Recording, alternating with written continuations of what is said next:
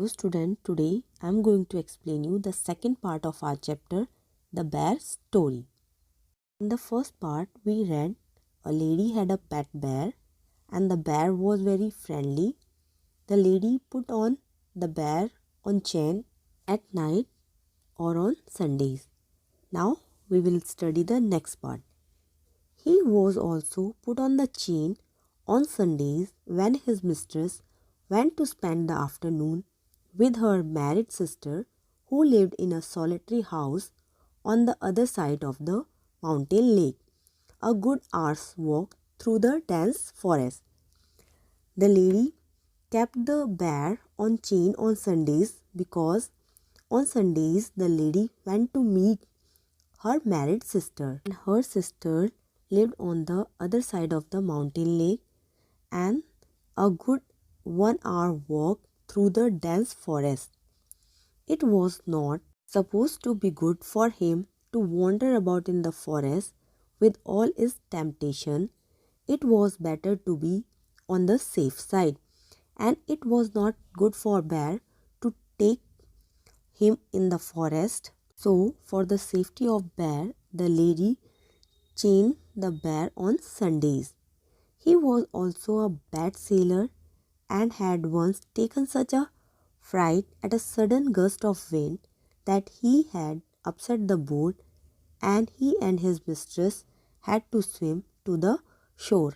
And also the bear was not a good swimmer. Once he turned the boat and the lady and the bear came across the river to swim. Now he knew quite well what is meant when his mistress put him on the chain on Sundays. Now the bear knew why his mistress kept him on the chain on Sundays with a friendly tap on his head, and he promised of an apple on her return if he had been good during her absence. The lady promised the bear that she would give her an apple on her return if he had been good during her absence. He was sorry but resigned like a good dog when his mistress tell him he cannot come with her for a walk. The bear agreed with her mistress like a faithful dog. One Sunday when the lady had chained him up as usual and was about halfway through the forest, she suddenly thought she heard the crackling of a tree branch on the winding footpath behind her. One Sunday when the lady going to meet her sister and she was on the halfway, he heard some cracking sound of tree branches behind her. She looked back and was horrified to see the bear coming along full speed. The lady saw that the bear was coming on full speed. Bears look as if they move along quite slowly, but they shuffle along much faster than a trotting horse. First, when we saw bear, they look very slow, but they walk like a horse. In a minute, he had joined her. In a minute, the bear was near the lady, panting and sniffing. He was taking long breaths to take up his usual place, dog fashion, at her heels. Now the bear was behaving like a dog. The lady was very angry. She was already late for lunch. The lady was angry because she was getting late for the lunch. There was no time to take him back home, and she had no time to take the bear back home. She did not want him to come with her, and she did not want him to come with her. And besides, it was very naughty of him to have disobeyed her. And the lady was also very angry because the bear was naughty and he disobeyed her. She told him in her serious voice to go back at once. Now the lady ordered the bear to go back to the home, matching him with her parcel. Lady afraid the bear with her umbrella. He stopped a moment and looked at her with his cunning eyes, but the bear stopped and looked the lady with his cunning eyes, but did not want to go back and kept on sniffing at her. The bear did not want to go back, and the bear continuously sniffing. Sniffing means taking long breaths at the lady. When the lady saw that he had even lost his new collar, she got still more angry and hit him on the nose with her parasol so hard that it broke in two.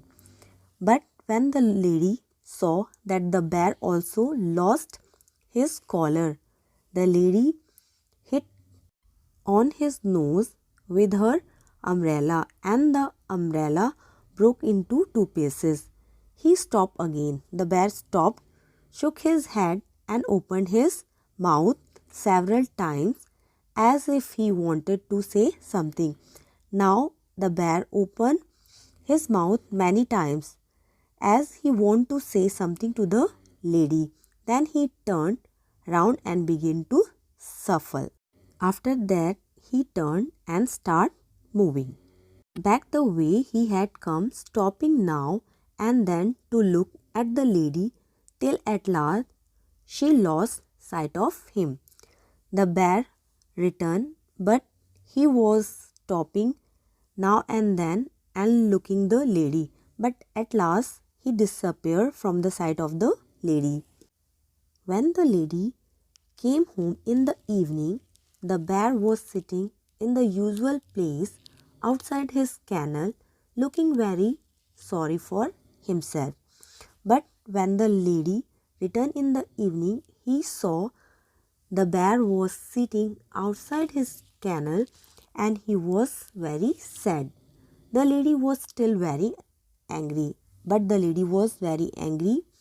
She went up to him and began to scold him most severely and said he would have to be chained for 2 more days. The lady was very angry. She said to the bear that he would have to be chained for 2 more days. The old cook, who loved the bear as if he had been her son, rushed out from the kitchen very angry. But the old cook, who loved the bear like his own son, came out from the kitchen, and the cook was also very angry. "What are you scolding him for, miss?" said the cook. The cook asked what she was scolding him for. "He has been as good as gold the whole day, bless him," and he informed her that he had been good the whole day, and bless him, he has been sitting here quite still on his haunches, as meek as an angel, looking the whole time towards the gate for you to come back. The cook informed the mistress that the bear was very good the whole day and he was sitting very quiet and waiting for her return and only looking at the gate for his return. It means the bear which met the lady in the forest was not his pet bear, that was wild bear. This is all about the chapter. I hope you will understand the chapter. If you feel any problem or any difficulty, you can ask.